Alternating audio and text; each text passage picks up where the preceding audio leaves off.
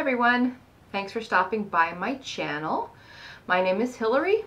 I'm with Wild Orange Emporium, and today's video will be a month in review for the month of March.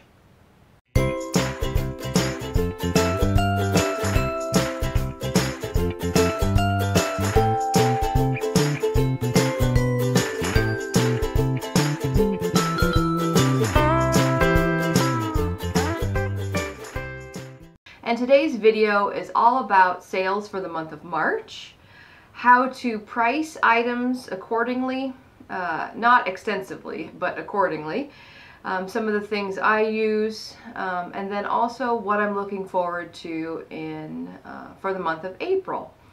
I hope you enjoy this video, and if you do, please like and make some comments. But let's get started. So March started out amazingly. It was one of my best months I've ever had in the beginning. It was gangbusters. I had multiple sales every day for like 2 weeks. And then I think I went into eBay jail, it feels like. And I sold absolutely jack squat, as we like to say. And then, the beginning of this is the last week of March, it started to pick up a little bit. So I have no idea. And I'm not complaining, I'm just like get confused, like what did I do wrong? And obviously I didn't do anything. I'm not taking it personally or anything, but something happened. I was listing, trying to be consistent with my listings, and if you watched February's month in review, I kept a tally sheet, and I did it again for March. I really enjoyed that. I was 22 items short for the month of March compared to February, and I think it's because the sun came out and I was outside more. We had snowstorms in February, so I was stuck inside. I have plenty of items to list, but I'm going to keep it up. I think it's a good way to hold myself accountable, to be consistent, and to continually list. I did offers. I made sure that I was doing offers. I adjusted some titles, adjusted some descriptions, so I'm not really sure why that happens. We don't have the insight into how the algorithms work like that. So if you're new to reselling, one of the things, there's typically, buy, sell, trade, for lack of a better word. There's, patterns in sales, especially for retail. And typically the summer is a slow time because people are outside enjoying life. And then it starts to ramp up for the holidays. But you'll get little bumps in your sales around holidays, before school starts, back to school, so that's August, spring break. You would think you'd have some there. So don't worry about it. I'm not worried about it. I was just wondering. So I'm going to go over some of the highlights of what sold for March, and after I talk about pricing. I'm looking at my notes here. So the question of my day is, how do you price your items competitively? And do you do it across your platforms all the same? And I ask that because I typically don't price the same cost across all my platforms. So for eBay, what I'll do, I'll have an item.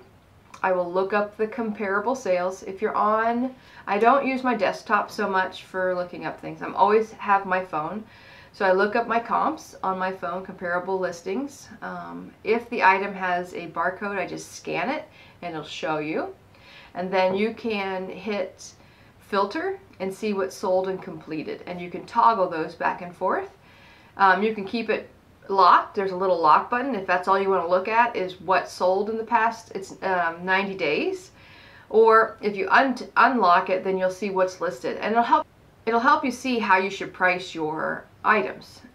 You don't always have to use their suggested sale price. That's just a suggestion. I like to see what sold in the last 90 days, if there's very many of them, how much they sold for. I also like to see what items are for sale and how are people pricing them, and is it competitive, that sort of thing. So for instance, my typical go-to is I want to at least double my profits. Okay, that's my minimum.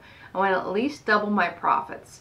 Now, if I got my item for 5 cents, then it will, that's not how to look at it. But if I'm sourcing out at a thrift store or at a garage sale, I need to be at least able to double my profits, if at all possible.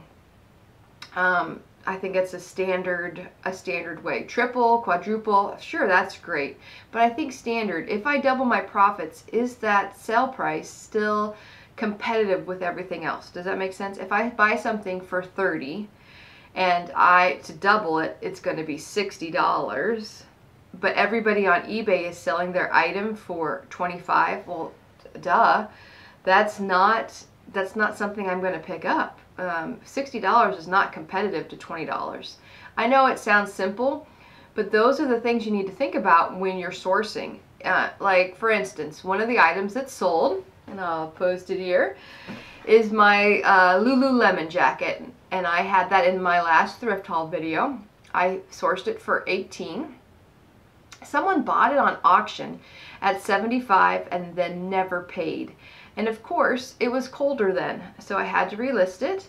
Well, I didn't have to, I chose to, because I know it's going to sell, even though it's March.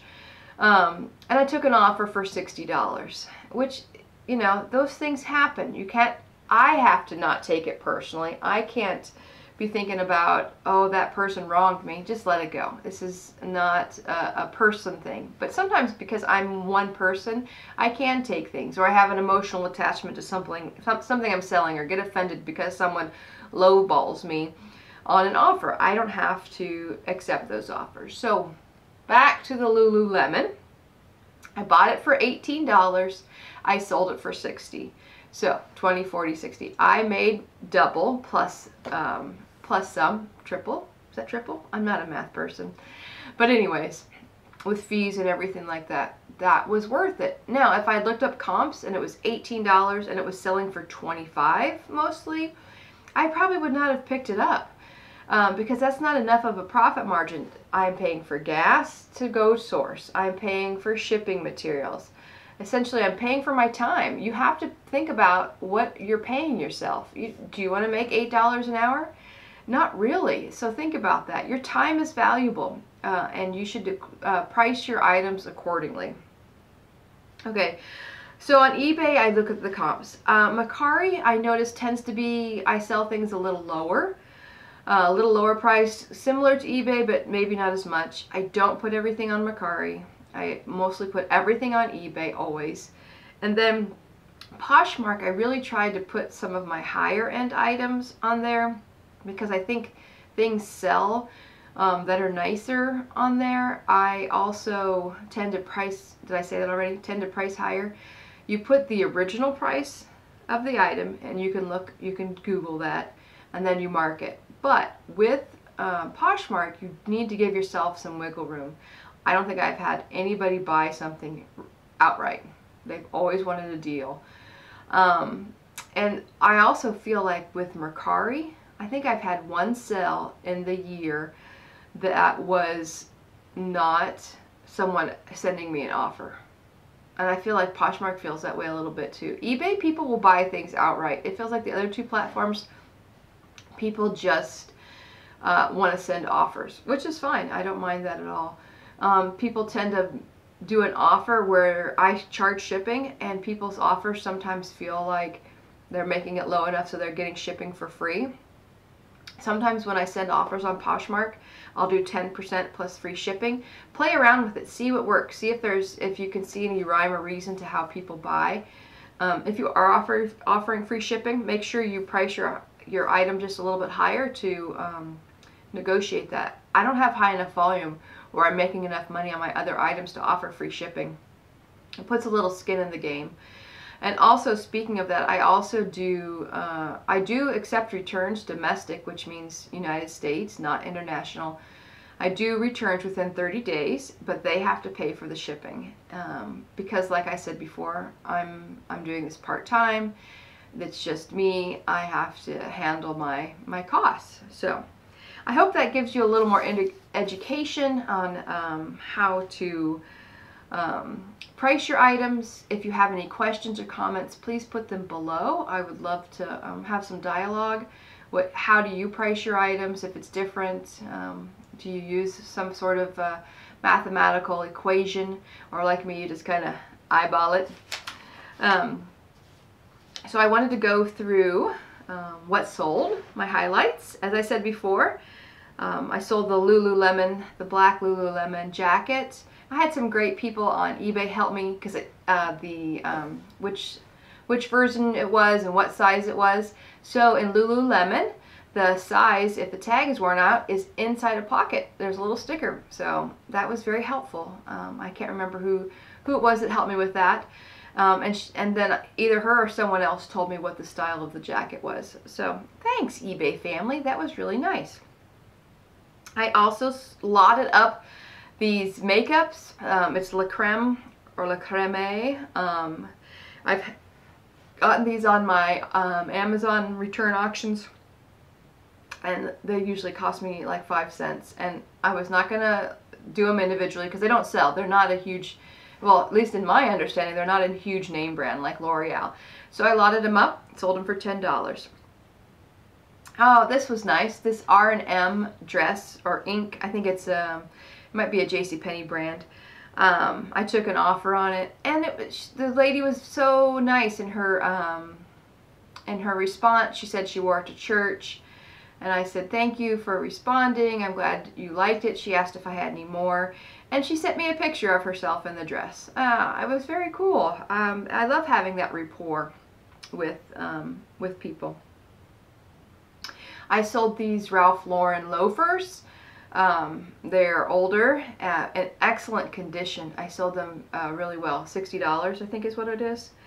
And then this piggy bank cow was from my car haul. If you haven't seen that, check that video out. One of my commission work people filled up my car, and I just videoed it outside in the garage. It's like pull the curtain back, behind the curtain.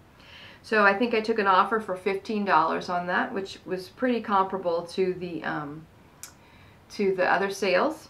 I only had one sale on Mercari for the month of for March.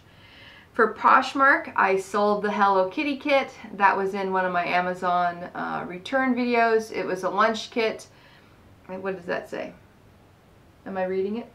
I think I sold it for $26, $30, something like that. So, and then my sister sent me a package of clothes, which I did not do a haul video on, which I will. Spoiler alert.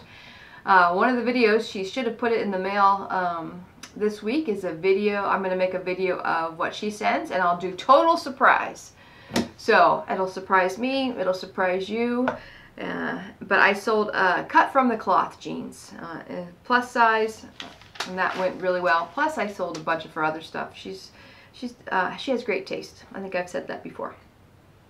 On Facebook Marketplace, I sold a pond pump. My dad's pond pump. The person who bought it works for Cincinnati Water Works, so I'm sure that they will jazz it up and either resell it or use it for their pond. Never know. And Facebook Marketplace is not my thing. I just don't get a bunch of sales. I'm guessing it's because I'm not selling the right stuff. But that's okay. So, don't tell my husband. Shh. But I went thrifting again. I know, it's terrible. But one of my daughter's friends asked me to look for a specific item for her. And I thought I'll just go check out the thrift store. But I realized I probably need to go I've been looking on eBay and making some offers, but I probably need to go like a Clothes Mentor or Plato's Closet to find good quality. So I just happened to be at the thrift store looking for her items and got a few things. So my next video will be what I got. I got this one amazing jacket that my gut says it's going to sell for quite a bit. But anyways, I do not want to tell you about that. So stay tuned for those 2 haul videos. If you're just bored and going through YouTube, clicking on videos, I appreciate that you stop by. If you would like to be notified about more videos, hit the subscribe button and the little bell notification. If you liked it, do me a solid and hit that thumbs up button. Leave a comment. Anything I can do to continue to learn. I love feedback, and I look forward to seeing you again real soon. Tschüss!